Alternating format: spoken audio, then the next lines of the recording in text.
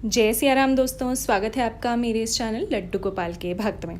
आज की इस वीडियो में हम जानेंगे कि शिवलिंग पर जल का अभिषेक क्यों किया जाता है, इसका महत्व क्या है। साथ ही ऐसा क्यों कहा जाता है कि अगर शिवलिंग पर जल का अभिषेक होना रुक जाए तो पृथ्वी का तापमान इतना बढ़ जाएगा कि पृथ्वी पर से जीवन ही समाप्त हो जाएगा। तो चलिए जानते हैं इन सभी प्रश्नों के उत्तर। तो जैसे कि हम सभी ये जानते हैं कि समुद्र मंथन हमारे इतिहास की एक महत्वपूर्ण घटना है जिसे असुरों ने और देवताओं ने संगठित रूप से की थी। समुद्र मंथन एक ऐसा क्रम था जिसमें अनेकों प्रकार के रत्न असुरों, देवताओं सभी को प्राप्त हुए। माता लक्ष्मी की प्राप्ति भी समुद्र मंथन से ही हुई। समुद्र मंथन से अमृत भी निकला, साथ ही निकला भयंकर हलाहल विष, एक ऐसा विष जिसकी दुर्गंध, जिसका धुआं इतना भयंकर था कि आसपास का वातावरण प्रभावित हो रहा था। इसकी दुर्गंध इतनी भयंकर थी कि आसमान में उड़ने वाले पक्षी केवल दुर्गंध मात्र से ही अपने प्राण खो बैठे थे। तभी भगवान शिव, जो कि सबका कल्याण चाहते हैं, उन्होंने उस हलाहल विष को ग्रहण किया। माँ आदि शक्ति की कृपा से वह हलाहल विष भगवान भोलेनाथ के कंठ में ही रह गया, किंतु वो हलाहल विष इतना भयंकर था कि भगवान भोलेनाथ का पूरा शरीर तपने लगा, कुछ इस प्रकार जैसे कि कोई लावा हो।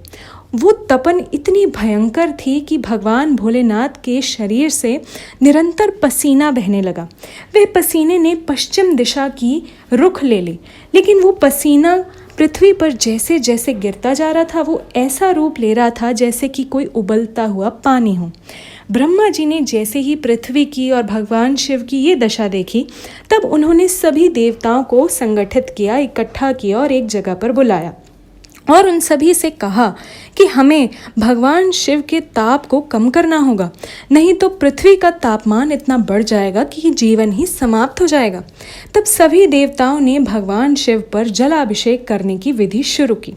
जिसके पास जो भी था, किसी के पास कमंडल था, किसी के पास बाल्टी थी, और अगर किसी के पास कुछ भी नहीं था तो वो हाथों में अंजलि लेकर ही भगवान शिव पर जल का अभिषेक करने लगा। कोई भगवान शिव पर बेलपत्र अर्पित करने लगा तो कोई उन पर कच्चा दूध। इस प्रकार से भगवान शिव के तापमान को कम करने का प्रयास किया जा रहा था। जैसे जैसे जल का अभिषेक भगवान भोलेनाथ पर होता जा रहा था, भगवान भोलेनाथ का तापमान सामान्य होता जा रहा था।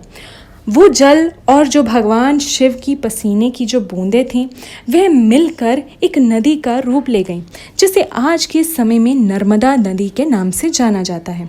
कहा जाता है कि यही नर्मदा नदी बाद में भगवान भोलेनाथ की पुत्री भी कहलाई। तो इस प्रकार से भगवान भोलेनाथ का ताप कम किया गया। तब भगवान भोलेनाथ ने सभी को ये वरदान दिया कि जो कोई भी उनका जल से अभिषेक करेगा, भगवान भोलेनाथ उसके जीवन के विष को इसी प्रकार ग्रहण करते रहेंगे।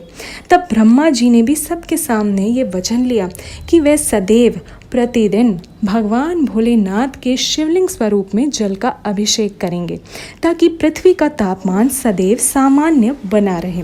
तो इसीलिए कहा जाता है कि भगवान भोलेनाथ के शिवलिंग स्वरूप में सदैव जल का अभिषेक होता रहना चाहिए, नहीं तो पृथ्वी का तापमान बहुत अधिक बढ़ जाएगा। तो उम्मीद है कि आप जान गए होंगे कि भगवान शिव का जलाभिषेक क्यों इतना आवश्यक है।